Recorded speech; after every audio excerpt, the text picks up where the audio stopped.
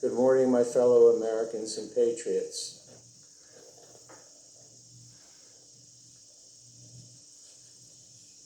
It will have been 1 year, almost to the hour, that our country was attacked, and over 3,500 American citizens were murdered. Taking a little poetic license from Franklin Delano Roosevelt, it is a day that will live in infamy. I've taken it upon myself this year to just make this small tribute because I worked in the World Trade Center, and 5 of my fellow co-workers and friends were lost on that day.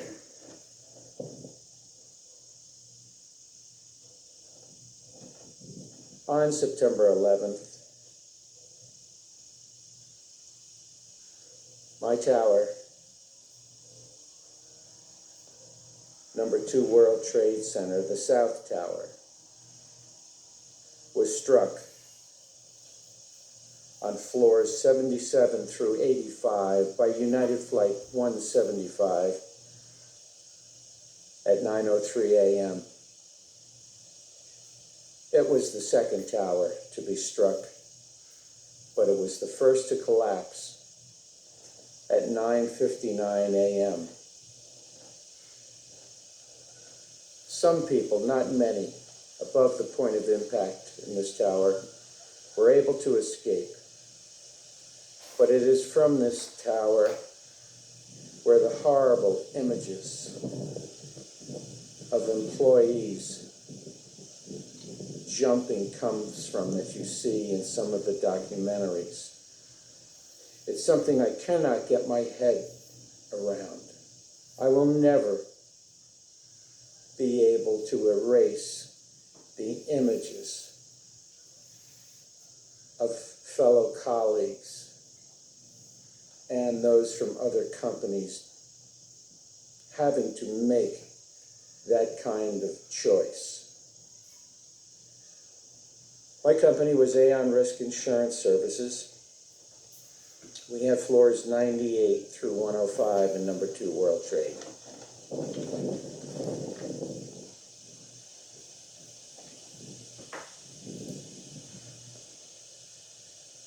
Five out of my department are no longer with us. This is the first time I'm trying to verbally do the remembering of names. I've always done it mentally every year, but never verbally.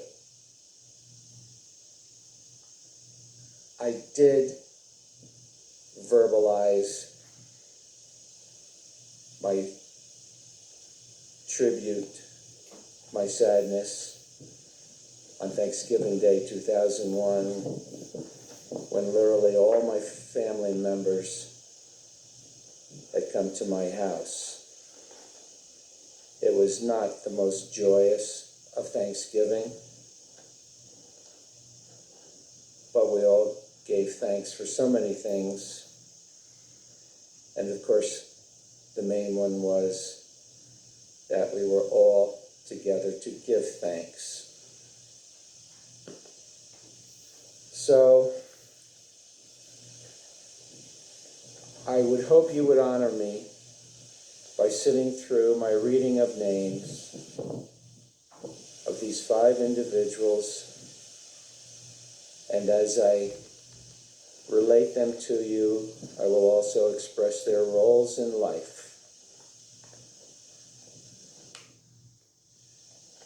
Michael C. Opperman. His role in life was grandson, son, brother, uncle. and father.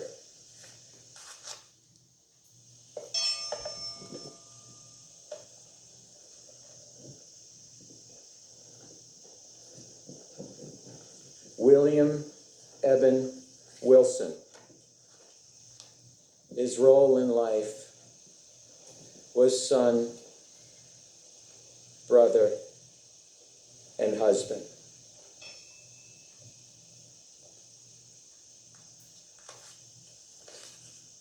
Frank Allen Pership. His role in life was son,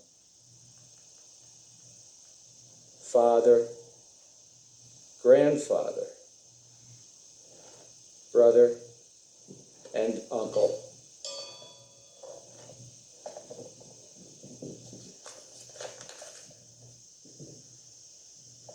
Robert Miller.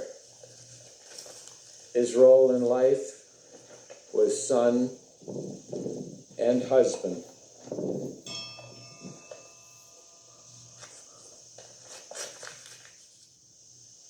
Martha Jane Stevens. Her role in life was daughter, sister, and wife.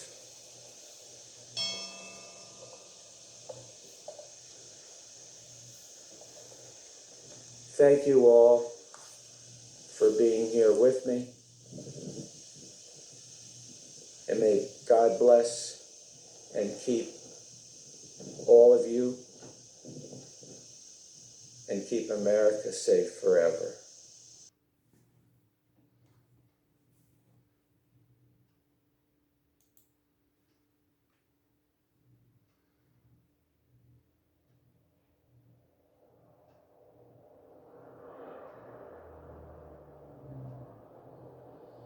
I thought I was watching a movie, Towering Inferno at first.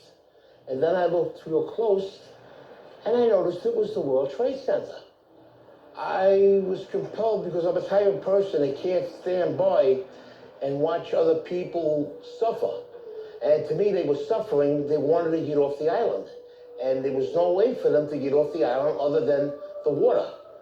And I had noticed when I was watching the television, I saw a lot of, the ferries going up into the slips and taking people off.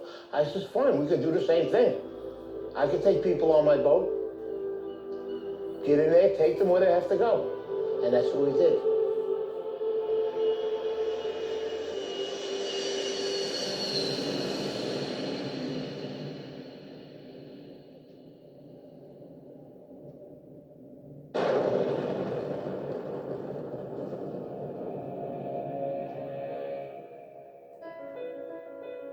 On the morning of September 11th, when the towers came down, millions of people ran for safety. Hundreds of thousands of them ran south to the water's edge. That's when they realized that Manhattan is indeed an island, and that they were trapped. They were feeling helpless, and that's the worst feeling in the world. What was a person on the ground going to do? Buildings were down. There were people laying under the rubble of the building. Firemen, civilians. My wife was there, and I turned around. I says, I've got to go do something.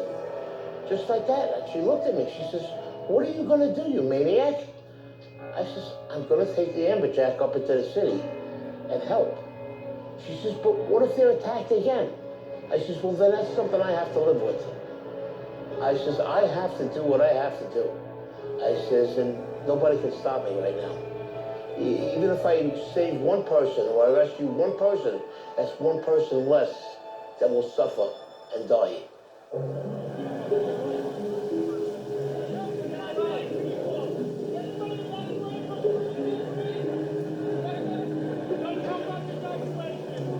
They were trying to evacuate Manhattan because nobody knew what was going on.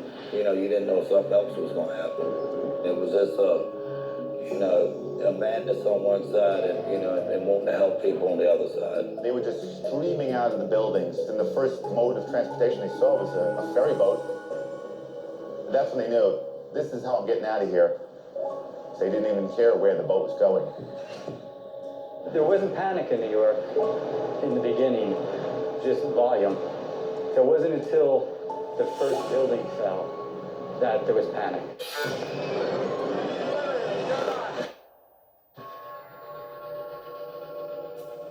You heard the building go down, but we're in the slip, so we can't see it. That's when we started letting go, and then all of a sudden, engulfed. You couldn't see anything. People were actually jumping into the river and swimming out of Manhattan. Boats were very nearly running them over. These people wanted out of Manhattan no matter any way they could. Somebody wants you to go over there. Every mode of transportation out of Manhattan was shut down. All the subways were shut. Tunnels were all closed. They closed the bridges. They closed everything immediately. Boats, usually an afterthought in most New Yorkers' minds, were for the first time in over a century the only way in or out of Lower Manhattan.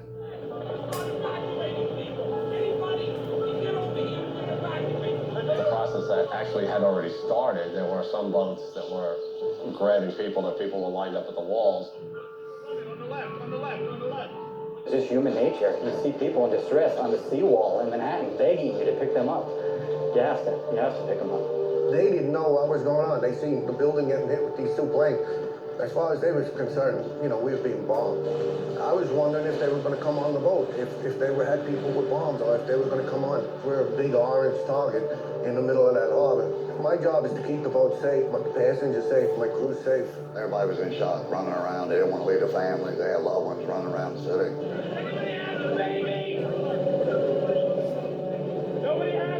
There was one guy ran from the apron and jumped onto the boat. He grabbed onto the metal, climbed up right next to the pilot. So I'm going out there to say something. He slides down to the next deck. So the deckhands get him and go, what are you doing? He goes, I'm jumping for my life. So, you couldn't argue with him there.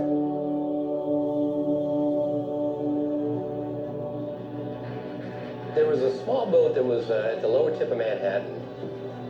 I thought the boat was going to flip over because so many people were trying to get on. And as I looked behind, they were just 10 deep. And that's kind of what gave us the idea. We decided that this has to get better organized and we better do it. And that's what we did. So we decided to make the call on the radio. All available boats. This is the United States Coast Guard Board, the pilot boat, New York. Anyone want to help with the evacuation of Lower Manhattan? Report to Governor's Island. When that call came on the radio, they were coming. I was uncertain of who was going to respond. About 15, 20 minutes later, there were just boats all across the horizon. Literally 100 targets converging on the lower part of Manhattan. When we came out of that dust cloud, tugboats, I've never seen so many tugboats all at once. There was just like a fleet of tugboats headed to Manhattan. If it floated and it could get there, it got there. All different size, shapes, and forms. And they were zooming across this water. Ferries, private boats, party boats. I worked on the water for 28 years. I've never seen that many boats come together at one time that fast. One radio call and it just came together just that fast.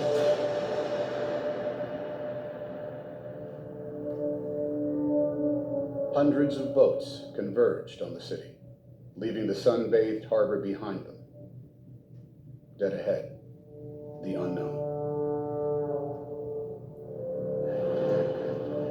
That was something I won't forget. It was just low, dark, acrid, black smoke. It's like there was a big chimney in Manhattan. When we pulled into Pier 11, the dust was unbelievable. And then out of nowhere, you just kept on seeing people coming. They looked like zombies coming through the fog, and you knew that those were human beings. Don't leave us. Please don't leave us here. Take us. At that point, the Coast Guard said, not how many people are you allowed, how many people can you fit? Come on, guys. Anybody coming? Get your ass over here now. Now. Come on. Boats started hanging. Literally would take a bedsheet off a bunk and then a can of spray paint and paint their destination on.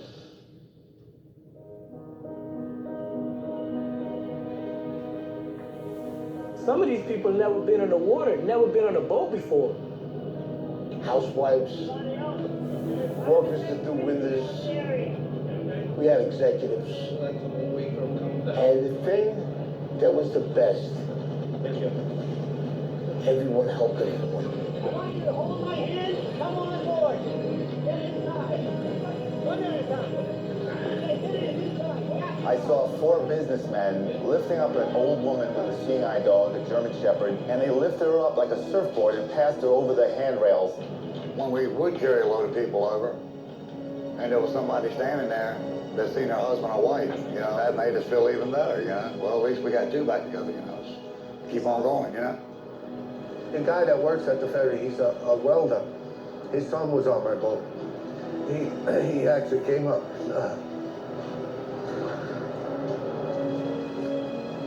He thanked me. We went back and forth all day long, carrying boatloads, as many as our boat would hold. And it's a lot of people. A lot of people. You couldn't have planned nothing to happen that fast, that quick. No training.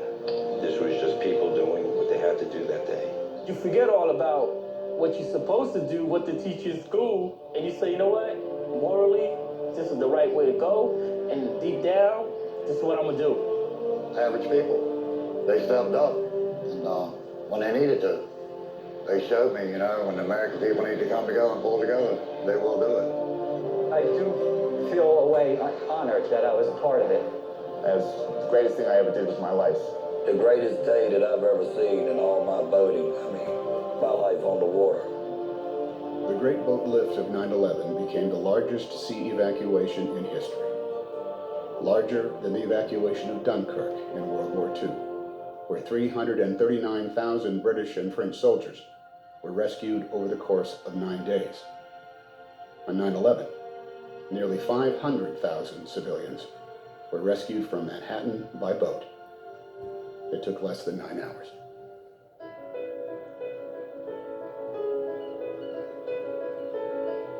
I believe somebody has a little hero in them. You gotta look in. And it's in there. It'll come out. It need to be. I have one theory in life. I never want to say the word I should have. If I do it and I fail, I tried. If I do it and I succeed, better for me. And I tell my children the same thing. Never go through life saying you should have. If you want to do something, you do it.